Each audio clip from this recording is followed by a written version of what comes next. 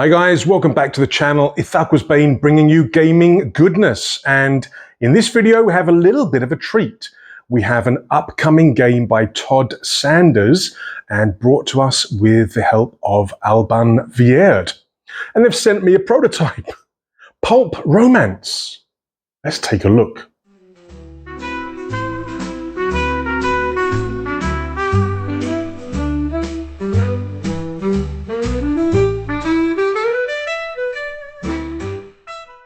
So yes, here it is, Pulp Romance, an upcoming game by Todd Sanders and brought to us with the help of Alban Vierd. And they reached out and asked if I would be willing to do kind of like an introduction video, like an overview. They did send me, again, they sent me this prototype. So it's not the final one. The box, the contents, the rules may change, and I'm sure the box will change because you can't read romance. But yes, this is a prototype that they very kindly sent to me. Pulp Romance. Now, Todd has done a couple of pulp games before. I think it was Pulp Detective and Pulp Invasion. Got to admit, I haven't played those, but it's not necessary to enjoy this game. Now let's read what it says on the back here. The one that got away. The one you dream about in the quiet hours of the night. You lost touch years ago, and maybe it is finally time to see if love can bloom. Their family, though, has not heard from them for years, not since life took them to Europe before the war. It's time to journey across the oceans to find them, to visit the glittering cities, to rely on friends, fight rivals, place personal ads in newspapers, and hire detectives. Whatever it takes, you will gladly pay. It is time to find your very own Pulp Romance. So let us open the box. Again, it's a prototype, but let's have a look inside and see what we get. Now, you are going to be getting a total of 63 cards. You will be getting 4 small wooden cubes of 2 colors. I think at the moment, at least in the prototype, they're giving yellow and blue or purple. You're going to get 4 custom dice. These are going to be linked with the character that you choose. The character cards are going to identify one of these. You will roll this at the start of the game, put it onto the character card, and that's it. But these dice will allow you to have certain abilities in terms of manipulating the cards during the game. And like I mentioned just now, you're going to have a total of 63 cards. So let's get everything out of the box, so we can have a proper look. So the first card is a tracking card, and this is what the wooden cubes are going to be for. The wooden cubes are going to be used on this card to keep track of your money and your victory points. You're going to have a choice of, I suppose, 8 characters. I mean, essentially it's 4, but you've got a male and female variant. So you can pick and choose whatever you want. You're going to have 4 sort of variations, and each of these characters is going to use a different dice, one of the custom dice in the game, which you can see over here. And like I mentioned, at the start of the game, you pick the character you want, you take the dice that's associated, you roll it at the start, and then you put the die with the rolled face on top here, and these will give you certain abilities for the game. So you'll pick one of those at the start of the game, and then you'll pick a lover. Again, there are 4, each with difference. Oh, okay. So again, you can see it's a prototype because that's actually the wrong, that's actually the wrong one. So these lover cards, basically, they allow you to earn extra victory points if you meet a certain condition, and every lover card has a different sort of task you have to undertake. So you'll pick one of those. Again, they're double-sided, so you can have male or female as you choose. So you'll pick one of those. The remaining cards are split into 6 different types, each type having 9 cards of varying costs and effects. You have rivals, you have detectives, you have cities, newspapers, bankers, and friends. And these are all going to be used during the game to help you accomplish your task in getting your love back. Each set has a corresponding color, but also a corresponding symbol, maybe to help those with different levels of color blindness. Now, each card has a cost value, which is how much BP or British pounds you need to pay to purchase and add to your tableau. For the rival cards, this is not a cost. This is going to represent a victory point modifier. What else is there? Okay, each card also has a relationship logo or icon. This is going to be used with certain card actions. And each of these types of card will have a different kind of action when you purchase them, and sometimes later in the game. Now, this is supposed to be a short video, just an introduction, so we're not going to be going over all of the details regarding the card actions, but let us take a look at the game setup and roughly how the game plays.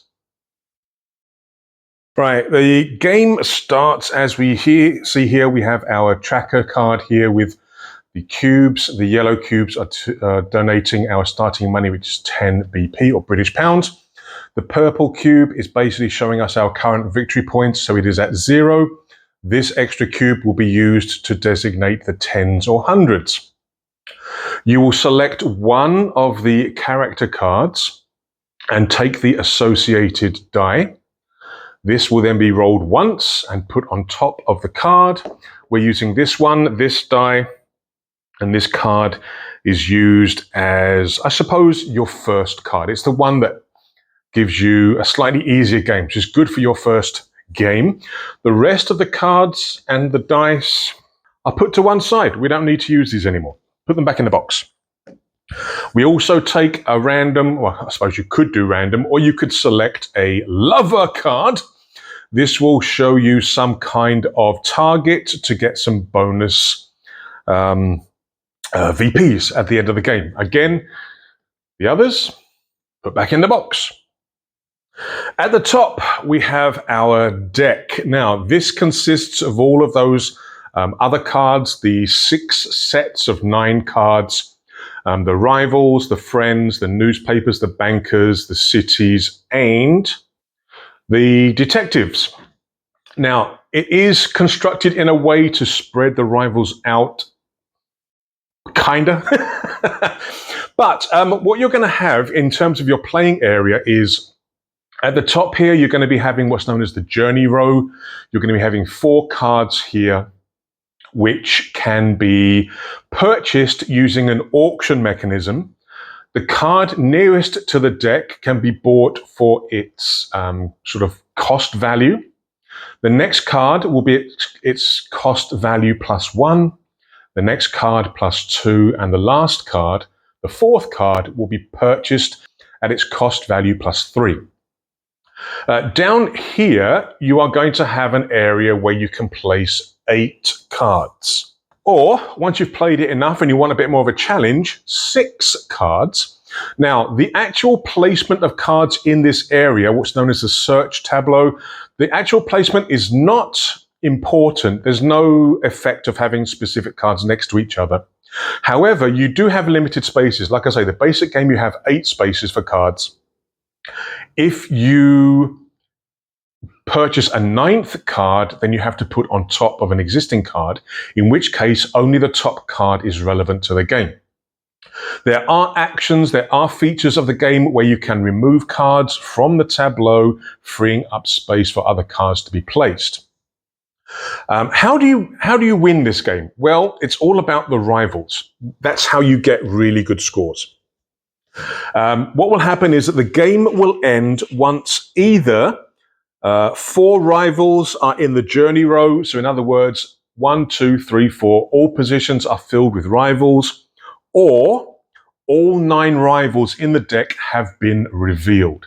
At that point, the game ends and you total up all of your victory points to find out how well you did.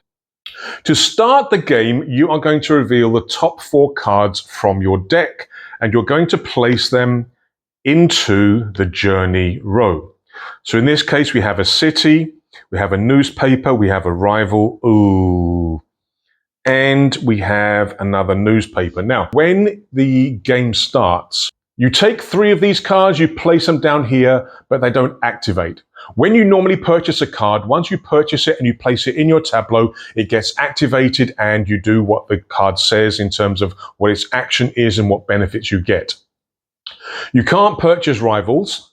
These are the things you've got to try and get rid of. However, in the first turn, in terms of the first cards that are revealed, if you do get a rival, this is placed randomly back into the deck. They recommend about halfway, so we'll put it about halfway back into the deck. Cards then get moved to the right. Replacement cards get placed on the left. So we've now got a bank. Okay, now newspapers work well when you purchase them and activate them, when you put them into your tableau, but they also work well when you purchase a bank. Now, our character has the dice with the little book on it.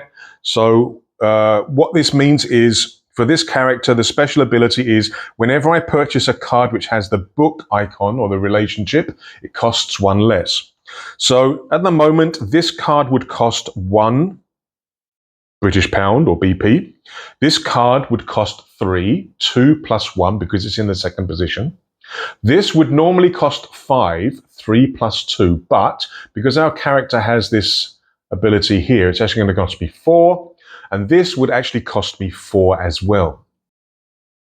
All right, how do you play the game? Well, to begin with, once you have taken 4 cards and filled up the journey row, the next thing you need to do is to actually select 3 of these and place them down here in your search tableau. They do not activate. In other words, they don't work in terms of the actions that the different cards can give. However, some cards will have an effect later in the game. Some cards won't. Some cards only have an effect when you purchase them and place them in your tableau to activate. So we're not going to, if we choose these 2 to put down here, we're not going to get the effect of when they're activated, but we will get an effect later when they are linked with a bank. So I think it's a good idea in this situation to take these 2. Now, again, it doesn't matter where they're placed in this 8-card search tableau. So I'll just put them here. Why not? And I'm thinking that the bank. So here's the thing: the bank will be able to when it's activated, will actually benefit from having newspapers here. The trouble is, I'm going to take this one and add it as well. See, the trouble is that now, before the game starts proper, this card is going to be moved to the right, to the last position on the journey row. Then we are going to reveal more cards to fill it up. Why is that a problem? Well, you see, now this card is going to cost me 1 plus 3. 1 because that's the cost of the card, plus 3 because it's in the last position on the journey row. So if I want to purchase that, it's going to cost me 4 British pounds or 4 coins.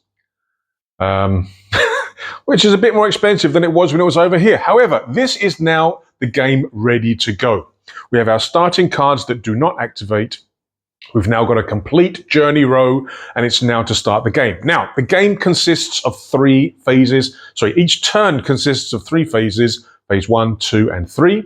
Phase 1, you've got 2 options, A or B. A, you can use your British pounds or your coinage, your money, to purchase a card from the journey row and place into your tableau. Or if you don't want to, if there's nothing there that you want or you don't have enough money, you can do B, the second option for phase 1, and that is to discard the rightmost non-rival card in the journey row, which then goes over to here in the discard pile. Oops, slightly off camera, isn't it? Let me just slightly readjust the position. 1 second. There you go. You can see it now. So this is like a discard pile here. Now, when that's done, you get 1 British pound, 1 unit of currency, plus an additional 1 for every newspaper in your tableau. So this would actually be a pretty good option for this first turn. So that's the first phase. You can either purchase a card or the rightmost card goes into discard. You get a little bit of money.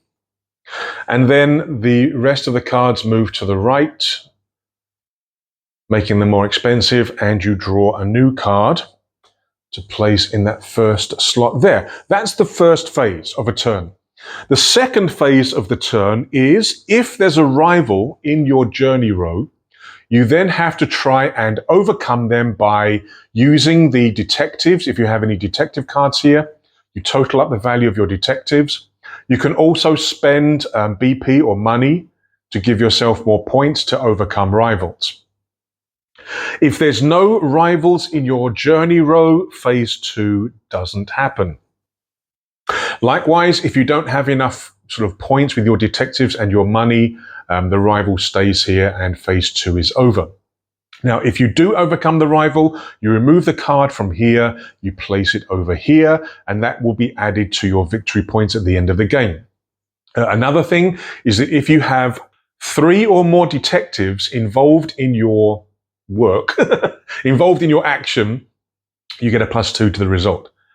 Phase 3, if after phase 2, if there are still rivals in your journey row, the rightmost non-rival card is removed and placed here in this area, and this will be deducted from your victory points. Yeah, the points here will be deducted from your victory points at the end of the game. And then you will do turn after turn after turn until either, as we mentioned earlier, you have either 4 rivals filling up your journey row or all 9 rivals have been revealed. So let's say this was our first turn, was to discard that card, 1B. So in the next turn, let's say we want to purchase a card. I'm going to use my money. Let's say I want to purchase the banker. Now, the banker will currently cost 1 + 2 because of its location, +0, +1, +2, +3. So it's going to cost 3, but because I have the same symbol here on this ability, it's going to cost me 1 less. So this is actually only going to cost me 2 gold. So I can take away the 10 here, and my gold is now down to 8. Sorry, my British pounds is now down to 8. But I can now take this card, place it into the tableau, and with a banker, what you will then do is get the value of each newspaper. And if it shares the same relationship icon, which it does here, you get a +1. So in this case, I will get 4 + 1, 5 British pounds. So 1, 2, 3, 4, 5. So I'm now up to 13 coins, or 13 British pounds. Now, again, you've only got 8 slots. You can put them wherever you want. You can even, I don't have to put it into an empty slot. I can actually put it on top of another card if I want to. This is sometimes useful if you're planning to use certain actions that reflect relationships. So, for example, if you're planning to use an action or a card which has a relationship with books, for example, and since this card has no relevant meaning at the moment, you might want to put this card on top so you've got an extra book. Now, once you've purchased and activated and done everything that's related to that, you then move the cards, fill up the journey row, go to phase 2. In this case, we have no rivals, so we've got no detectives either, which is a little bit concerning. Phase 3, are there any more rivals left? No. So we still don't have to get rid of any cards here. But we've got another banker. Another thing that I could potentially do is maybe purchase another newspaper. That could potentially be good.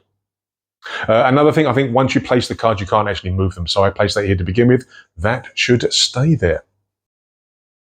And that is a overview, an introduction to the game. I haven't covered a lot of the details, especially in the way that the individual cards work, because I was asked to do a very short video for this. I'm not used to doing short videos, but I hope you can get an idea of how the game is, how the game plays. I'm looking forward to seeing the final product.